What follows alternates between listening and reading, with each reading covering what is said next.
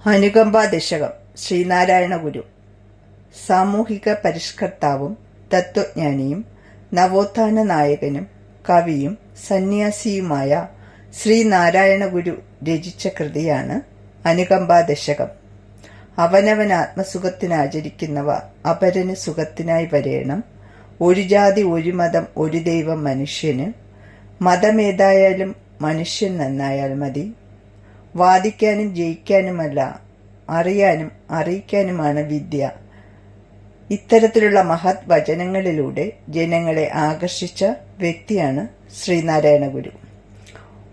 വളരെ കഠിനമായ തത്വചിന്തകൾ തന്റെ കൃതിയിലൂടെ ലളിതമായി ആവിഷ്കരിക്കുകയാണ് ശ്രീനാരായണ ഗുരു.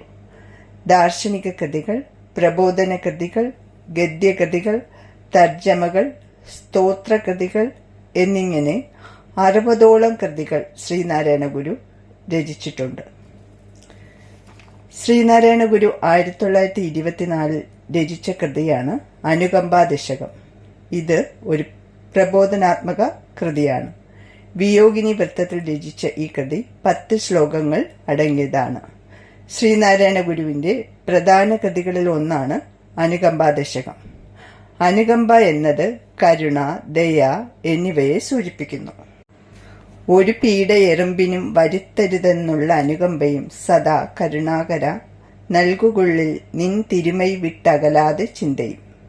ഒരു പീഡ എറുമ്പിനും വരുത്തരുതെന്നുള്ള അനുകമ്പ, ഒരു കുഞ്ഞു എറുമ്പിനെ പോലും വേദനിപ്പിക്കാത്ത ഒരു അനുകമ്പ എന്നിലുണ്ടാകണം എന്ന് അനുകമ്പാ ദശകം എന്ന കൃതിയിലൂടെ ഗുരു പറയുന്നത് മാത്രമല്ല, ഈശ്വര ചിന്ത എല്ലായ്പ്പോഴും എന്നിലുണ്ടാകണം എന്നും ദൈവത്തോട് പ്രാർത്ഥിക്കുന്നു.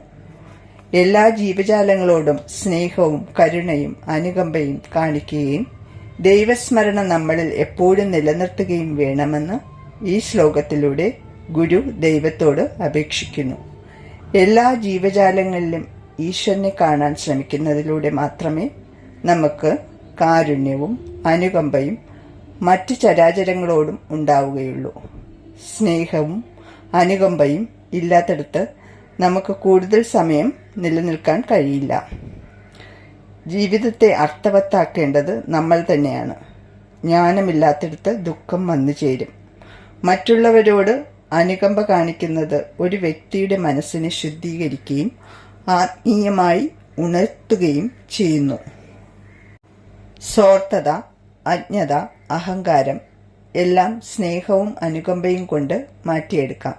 എല്ലാ ജീവജാലങ്ങളും ആത്മസുഖം ആഗ്രഹിക്കുന്നു. ആത്മസുഖം കൈവരണമെങ്കിൽ മറ്റുള്ളവരോട് സ്നേഹവും അനുകമ്പയും ഉള്ളവനായി നിലനിൽക്കുക. അരുൾ ഉള്ളവനാണ് ജീവി. സ്വാർത്ഥ താൽപര്യങ്ങളില്ലാതെ സ്നേഹവും അനുകമ്പയും ഉള്ളവനായി നിലനിൽക്കുക.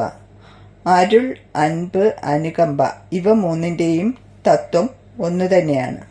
അരുൾ ഉള്ളവനാണ് ജീവി എന്ന നവാക്ഷരി മന്ത്രമാണ് നമ്മൾ എപ്പോഴും ഉരുവിടേണ്ടത് എന്ന് ഗുരു പറയുന്നു.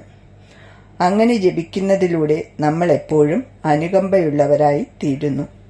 കാരുണ്യമില്ലാത്ത മനുഷ്യരെക്കുറിച്ച് ഗുരു പറയുന്നത് അവർ അസ്ഥി, സിര, തോൾ എന്നിവ കൊണ്ട് നിർമ്മിച്ച നാറുന്ന ശരീരമാണ് എന്നാണ്. എത്ര സൗന്ദര്യമുള്ള ഒരു ശരീരമാണെങ്കിലും ആ ശരീരത്തിന് സൗരഭ്യം കൊടുക്കുന്നത് ആ മനുഷ്യന് സഹജീവികളോടുള്ള അനുകമ്പയാണ്. കാരുണ്യമില്ലാത്ത മനുഷ്യൻ നിഷ്ഫല ഗന്ധ പുഷ്പമാണ് എന്നാണ് ഗുരു പറയുന്നത്. മാനുഷികമായ കാരുണ്യമുള്ളവന് മാത്രമേ മനുഷ്യനായി കണക്കാക്കാനാകൂ എന്ന് ഗുരു പറയുന്നു. കാരുണ്യമില്ലാത്ത മനുഷ്യർ ആർക്കും പ്രയോജനമില്ലാത്ത മരുഭൂമിയിലെ ആവശ്യമില്ലാത്ത നീരുറവ പോലെയും മണമോ കായോ നൽകാത്ത പൂക്കൾ പോലെയും വ്യക്തമാണെന്നും ഗുരു പറയുന്നു. മനുഷ്യന്റെ അറിവില്ലായ്മ കൊണ്ടാണ് കരുണ ഉണ്ടാകാത്തത്. അനുകമ്പയുള്ള മനസ്സ് മനുഷ്യനെ നല്ല വ്യക്തിയാക്കുകയും സമൂഹത്തെ ശാന്തവും സമാധാനപരമാക്കുകയും ചെയ്യുന്നു.